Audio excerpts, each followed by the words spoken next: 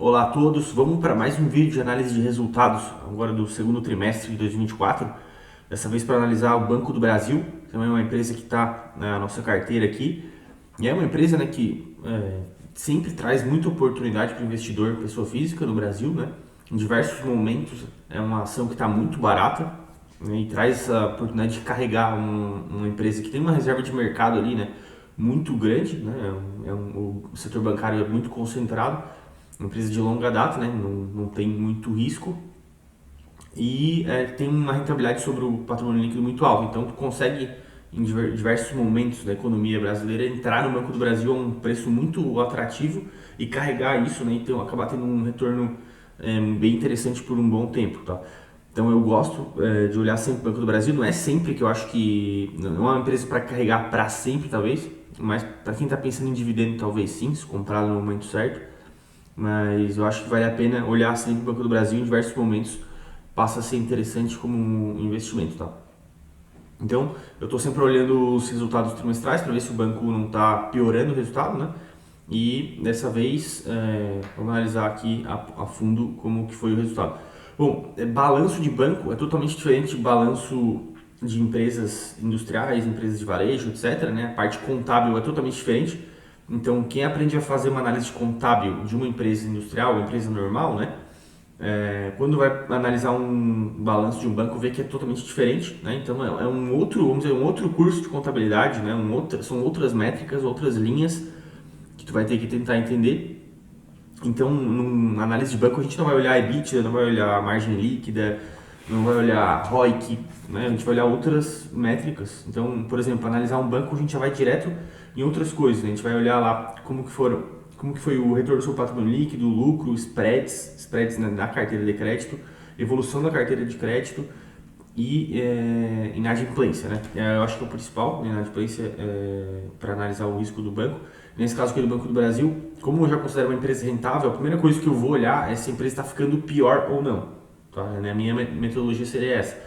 Eu vou já direto na parte de inadimplência e também na carteira de crédito para analisar se o banco está ficando pior, porque ele já é um banco bom, né? Já é um banco que entrega um retorno sobre o patrimônio líquido acima de 20% ao ano. Então o que eu não quero é que o banco fique pior ou fique arriscado.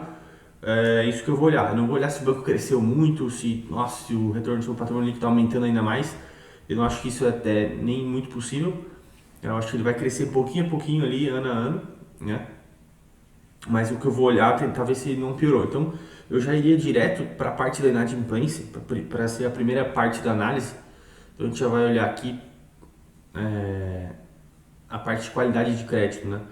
E eu colocaria o sinal amarelo aqui nessa parte, porque aqui a gente pode ver a evolução da inadimplência acima de 90 dias da carteira de crédito do Banco do Brasil, trimestre a trimestre, desde junho de 2023 até junho de 2024, no segundo trimestre de 2024. A gente pode ver que aqui na inadimplência do Banco do Brasil está subindo, né, esse percentual aqui que era 2,73%, ele já bateu 3%, é a maior inadimplência dos últimos 5 trimestres e é uma tendência de alta.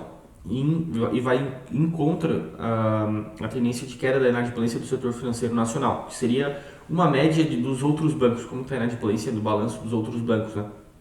Todos os bancos aí, né? Então, vamos dizer assim, a carteira de crédito do Banco do Brasil está ficando um pouquinho mais arriscada comparada com outras, né, ao longo do tempo. Tá? Ainda é uma inadimplência saudável, né? Então a inadimplência do Banco do Brasil é melhor do que, vamos dizer aí, os outros bancões, tá?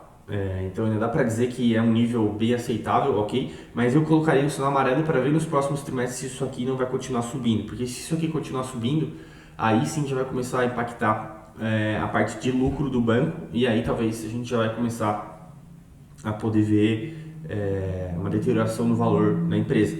Tá? Mas por enquanto está tranquilo, eu vou colocar aí um sinal amarelo, não acho que é um resultado ruim, mas é um ponto a se olhar de atenção. Okay? Bom, o segundo passo, o segundo ponto mais importante da análise do balanço de banco, né, balanço do Banco do Brasil aqui no caso, seria a gente analisar a carteira de crédito, se ela vem evoluindo, se ela vem crescendo, né, e se ela está diversificada. Porque o banco ganha dinheiro de forma mais massiva no empréstimo, né, emprestando dinheiro na carteira de crédito, e depois ele vai ter algumas linhas ali de receita, de prestação de serviços que vai complementar, mas o principal, o carro forte deveria ser a carteira de crédito, isso tem que estar crescendo e de maneira diversificada.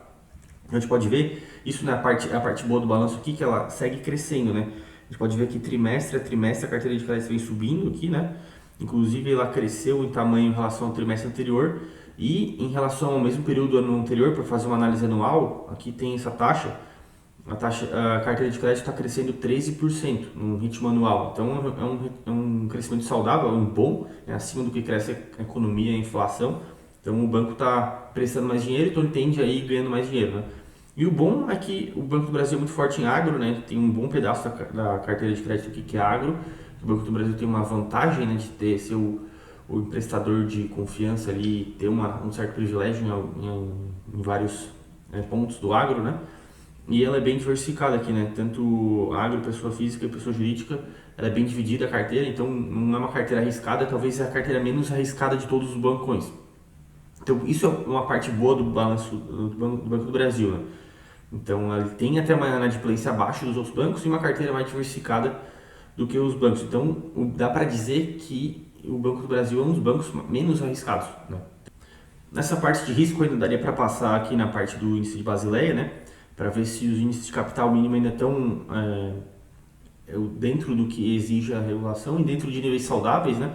Então, basicamente, o índice de Basileia, num geral, ele vai ser o patrimônio líquido dividido pelo ativo.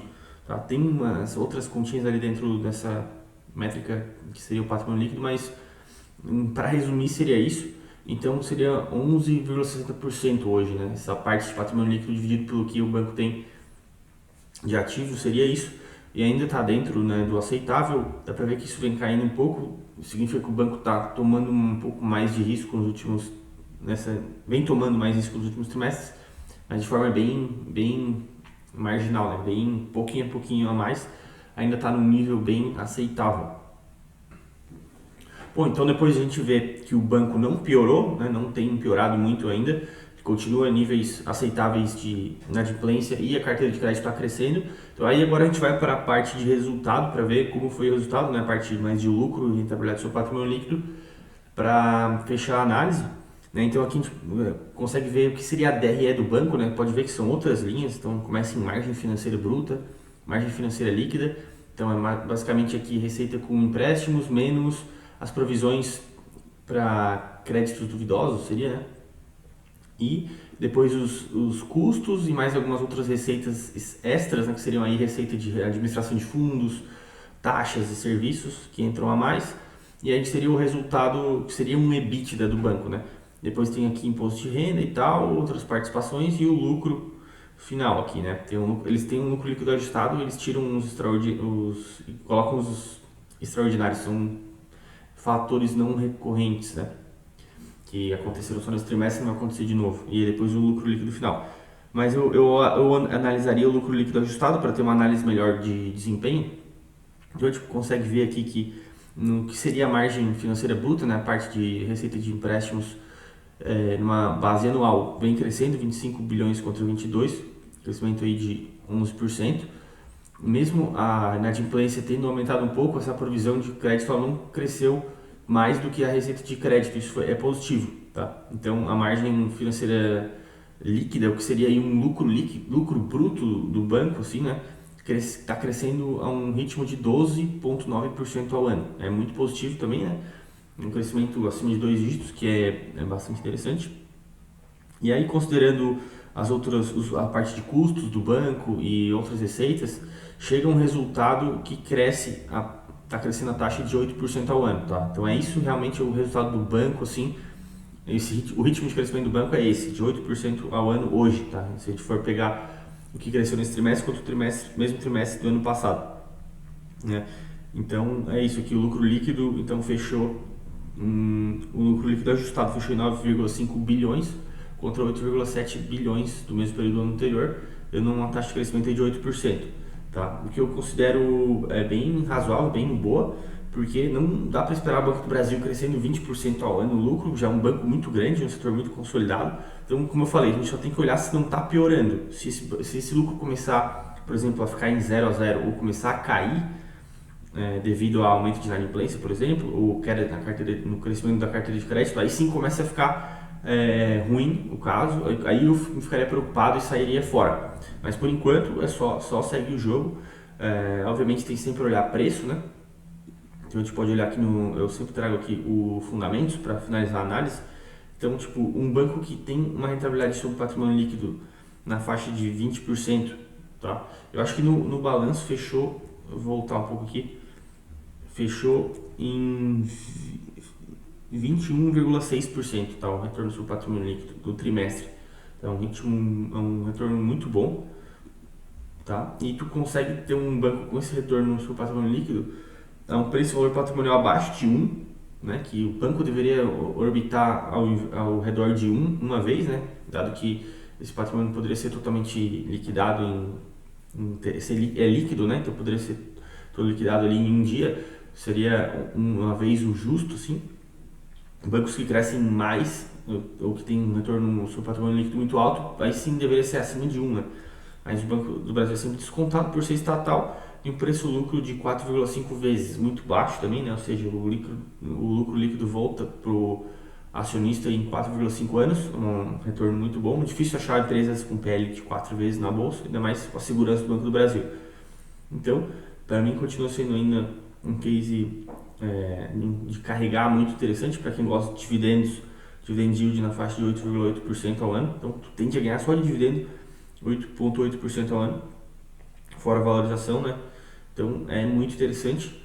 Então, por isso que a gente mantém a nossa carteira aqui, até ficar ruim. Se eu começar a ver que em algum trimestre o risco do banco está aumentando, inadimplência, carteira de crédito caindo e fazendo com que o lucro líquido não cresça, aí sim eu vou começar a revisar a posição. Mas por enquanto só segue carregando. Beleza?